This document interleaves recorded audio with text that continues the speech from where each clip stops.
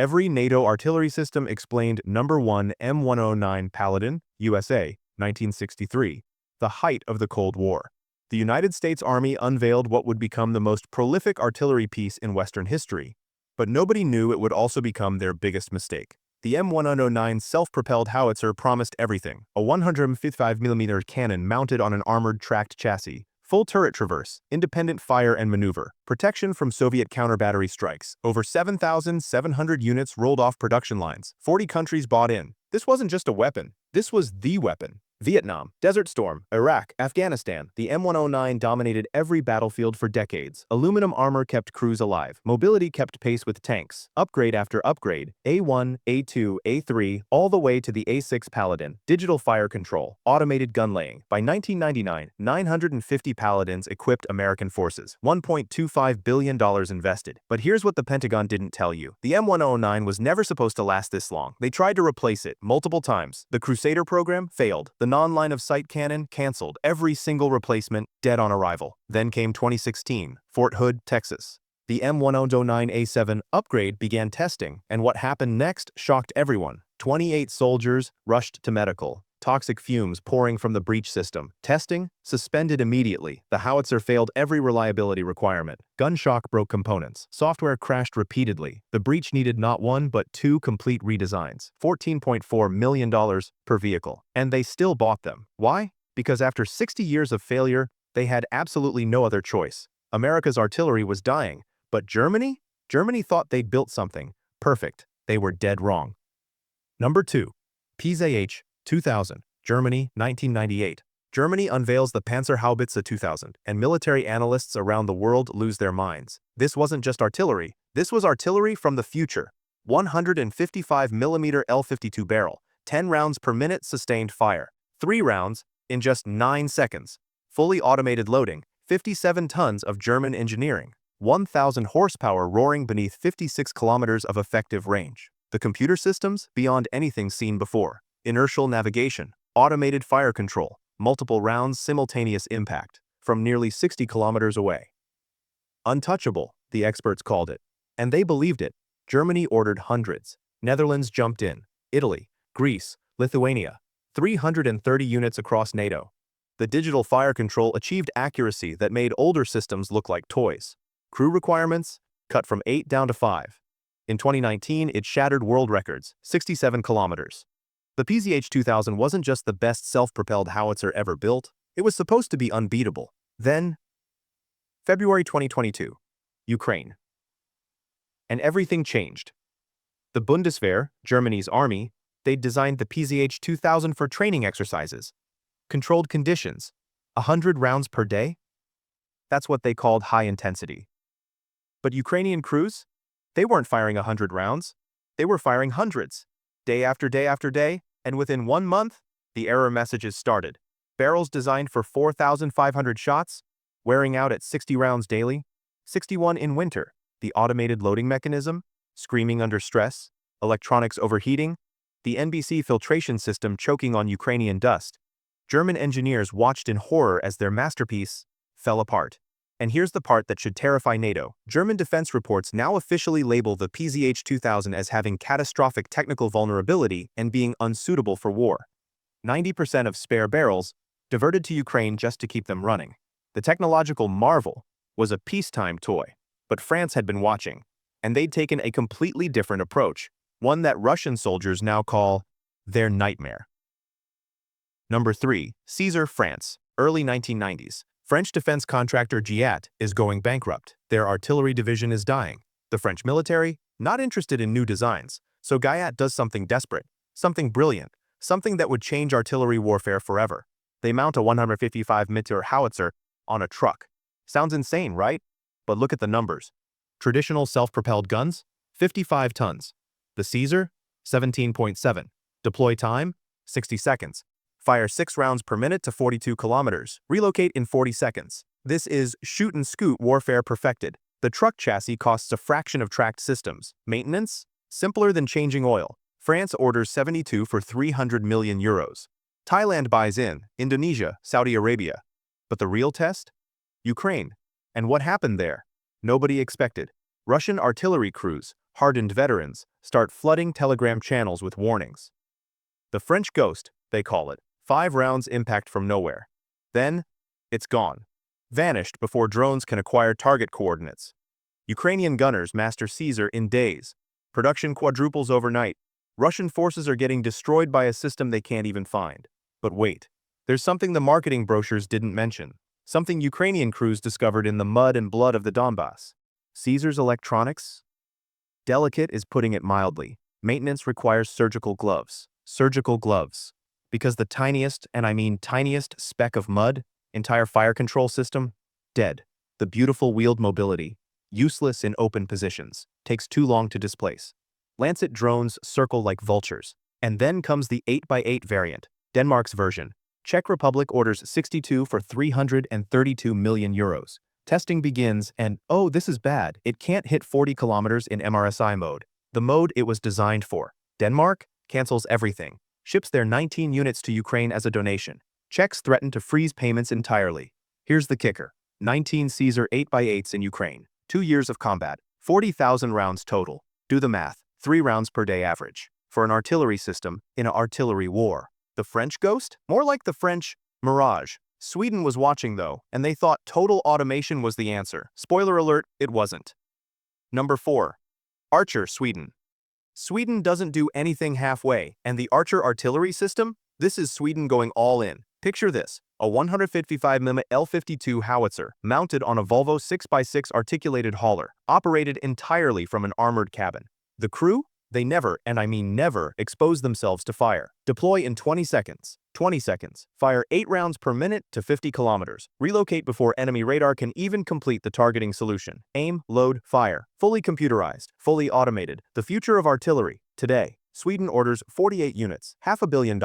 The United Kingdom, desperate, scrambling after giving away their AS-90s to Ukraine, orders 14 Archers as emergency replacement, April 2024 delivery. The system promises everything: minimal crew, maximum firepower, total protection. Defense analysts call it revolutionary. Ukraine receives 26 Archers in 2025. The 45th Artillery Brigade puts them to work immediately. 50-kilometer engagements, precision strikes, Russian positions getting hammered from distances they can't match. Everything's working perfectly for exactly 3 weeks, then the barrels start failing. Intensive use led to rapid barrel wear. That's the official Swedish embassy statement from January 2026. But here's what that really means. The automated system fires so fast, so consistently, that barrels designed for thousands of rounds? Burning through their lifespan in days. Emergency delivery of 10 spare barrels arrives. 10 for 26 howitzers in active combat. The math doesn't math. And when the automated systems break, because, oh, they break, you need specialized technicians, in a war zone, under artillery fire. Good luck with that. Total Archer production by 2026? 62 units. Worldwide. Spare parts? Scarce doesn't begin to cover it. Sweden promises 18 more units by mid-2025. 18. Meanwhile, Ukrainian gunners are burning through barrels like firewood. The revolution? It's a prototype. And prototypes don't win wars. Poland saw all this happening. Every failure, every flaw, every broken promise. And they looked east, to South Korea, to a system that actually, genuinely, works. But even that comes with a price nobody's talking about. Number 5, K9 Thunder, South Korea, Poland, 1990s. North Korea has 11,000 artillery pieces aimed at Seoul. South Korea needs an answer. Fast, cheap, reliable. And most importantly, it has to work. Samsung Techwin, yes, Samsung, engineers the K9 Thunder. 155mm L-52, 6 rounds per minute, 40 kilometers effective range. And here's the genius. It matches Western performance at half the price. Mass production, battlefield durability. No frills, no fancy automation breaking down, just functioning artillery. Fast forward to 2025. Poland orders 672 units. Read that again. 672. More than any other NATO member, more than Germany's entire PZH-2000 fleet, more than France's Caesar production. Poland is building the most powerful artillery network on NATO's eastern flank, with Korean guns. Estonia orders K9s. Finland. Norway. Why? Because while German and Swedish systems are breaking in Ukraine, Korean systems are shipping. While Caesar production can't keep up, Korea delivers. Over 200 K9s in Poland by late 2025. Competitive pricing, rapid delivery, and in exercises, they actually work. Poland's artillery is now Korean, defense analysts whisper. NATO's Eastern Shield, made in Seoul. But here's what those analysts aren't whispering about. Here's what Poland doesn't advertise. Here's the price of that bargain. Complete dependence on South Korean supply chains. Technology transfer for local production? Stalled. That's the diplomatic term. Parts logistics? Routed through Seoul. Maintenance protocols? Korean expertise required. Any geopolitical friction? Trade disputes, diplomatic tensions, North Korean provocations affecting Korean production, and Poland's entire artillery capability freezes. The K9 costs less for a reason. Less automation than PZH-2000, shorter range than Archer. Combat proven? In Korean exercises, sure. But sustained high-intensity warfare? Unproven. Poland's domestic crab program, British turret, Korean chassis, Polish integration, is bleeding money on cost overruns and delays while they buy more K9s. Poland traded Western integration for Asian expedience. Quantity over quality, availability over capability. And when, not if, when, the supply chain breaks? 672 very expensive paperweights. Britain watched all of this and thought, we'll just build our own. Spoiler, they failed. Spectacularly. Number 6, AS-90, United Kingdom, 1993. Britain declares artillery independence from America. No more M109s, no more foreign systems. The AS-90, artillery system for the 1990s, would be purely British. Vickers built, 155mm, 39 caliber barrel, 24.7 kilometers range. Automated loading, 3 rounds in 10 seconds. 179 units, 300 million pounds. British engineering, British steel, British pride. Bosnia, Kosovo, Iraq. The AS-90 performs flawlessly. 92% availability rate in the 2003 invasion. British commanders are stunned. The accuracy is way beyond anything we expected. 6 field artillery regiments equipped. For 3 decades, AS-90 is British indirect fire. Then, 1999. Marconi Electronic Systems wins a contract. The Braveheart upgrade. 52 caliber barrel. 30 kilometer range. Advanced ammunition. This will make AS-90 competitive with the Germans and Americans for another 30 years. Development begins, testing starts, and then the ammunition fails. Insensitive munitions testing? Failed. Safety requirements? Failed. The entire program? Cancelled. Not delayed. Not modified. Cancelled. Every upgrade path? Dead. 2023. Britain looks at their AS-90 fleet. 39 caliber barrels. 24.7 kilometers range. Russian artillery? 40 plus kilometers. British guns are outranged by 15 kilometers. 15. In artillery warfare, that's not a disadvantage. It's a death sentence. Ukraine is desperate for artillery. Britain is desperate to help. And so, Britain donates 68 AS-90s, operational units, from active inventory, and orders Swedish Archers as emergency replacement. But remember Archer's problems? Yeah, those. April 2024. Britain selects the RCH-155 as permanent replacement. German design. Delivery date? 2027, maybe. That's a 3-year gap. 3 years where British artillery capability is, what exactly? Britain surrendered artillery independence, then surrendered artillery capability, then surrendered the actual artillery. And now, they're waiting 3 years for Germany to maybe save them. The nation that revolutionized naval gunnery can't field land artillery. But at least Britain's towed artillery was better, right? The M777? Oh, you're going to love this story. Number 7, M777, USA, UK, Canada, Australia.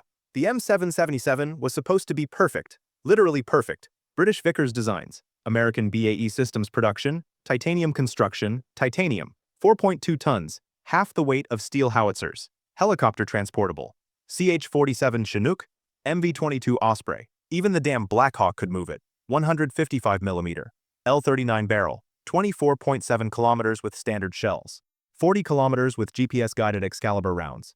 Precision, portability, lethality. Over 1,200 M777s produced. U.S. Marines, Army, Canadians, Australians. This is Western artillery perfection. This is, wait, there's a problem. A big problem. A titanium problem. Afghanistan. The M777 dominates. Mountain warfare. Precision strikes. Targets other systems can't reach. 2016-2017. Mosul offensive. Marine units fire 2,000 rounds. Performance is flawless. Production costs 2 to 3.7 million per unit. Affordable, deployable, deadly. Everything's perfect until someone does the math on barrel life. Titanium barrels wear out after 2,500 rounds.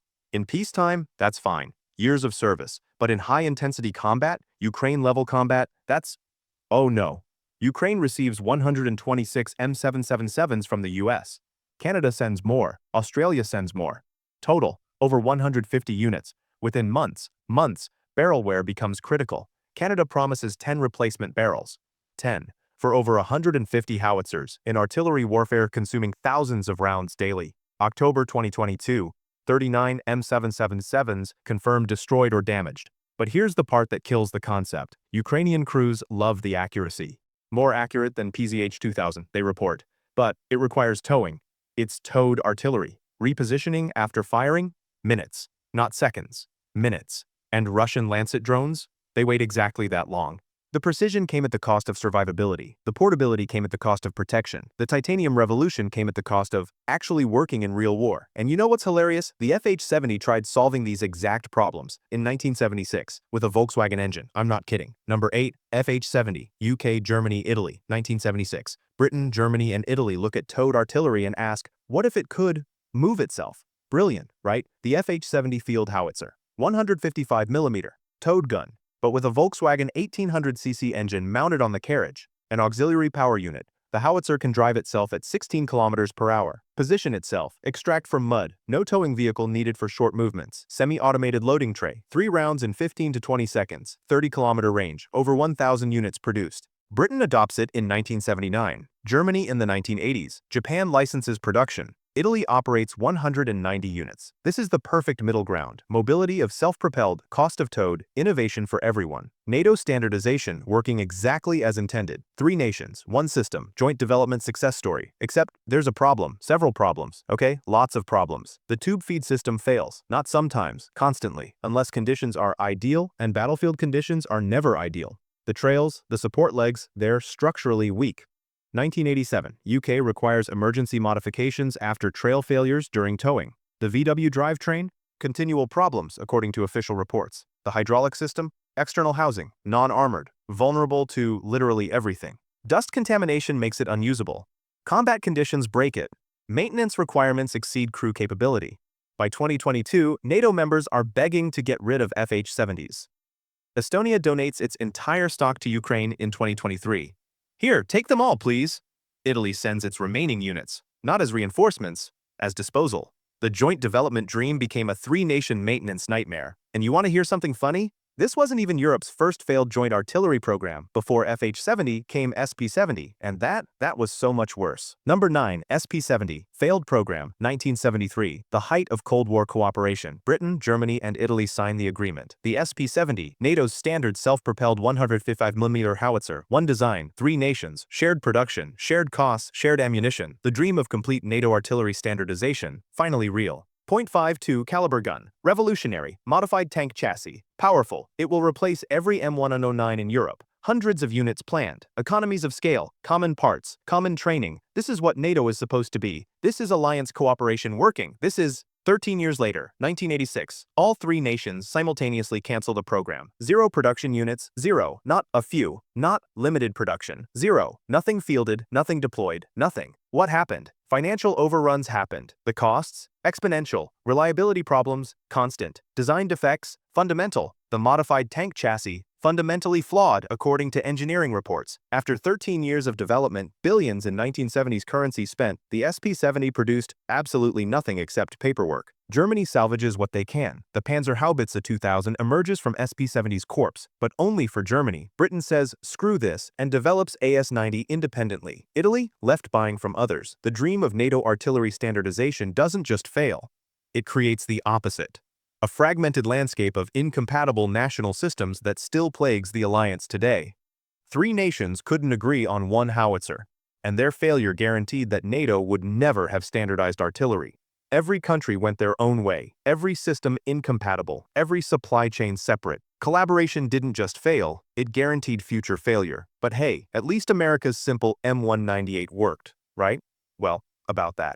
Number 10, M198, USA, 1979. America looks at all the complexity, all the failures, all the over-engineered nightmares and says, screw it, make it simple. The M198, 155mm towed howitzer. No frills, no fancy automation, no electronic gimmicks. Conventional steel construction, proven hydraulic systems, standard 39 caliber barrel, 7.2 tons, 22.4 kilometers range, 30 with rocket-assisted projectiles. Simple, reliable, cheap.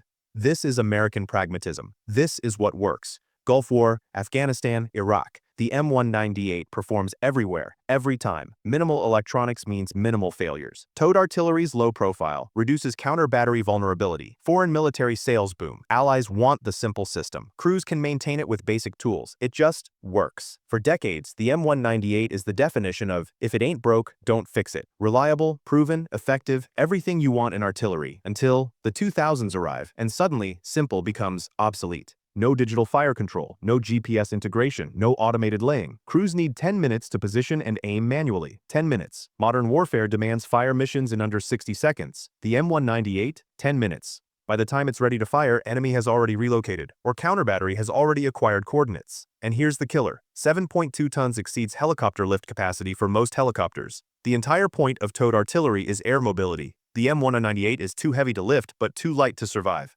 Wrong weight for everything. 2005. The US starts replacing M198 with M777, titanium, 4.2 tons, digital fire control. Everything the M198 isn't. The M198 becomes obsolete not because it failed technically, but because it succeeded at being exactly what it was designed to be, 1970s technology. In a 2020s world, that's not an asset, it's a liability. American simplicity lost to technological advancement, but Poland thought they could outsmart everyone. Combine British brains, Korean muscle, Polish efficiency, the crab would be the best of all worlds. Spoiler, it became the worst. Number 11. Crab. Poland. Poland looks at everyone's failures and thinks, we can do better. We'll take the best parts from everyone.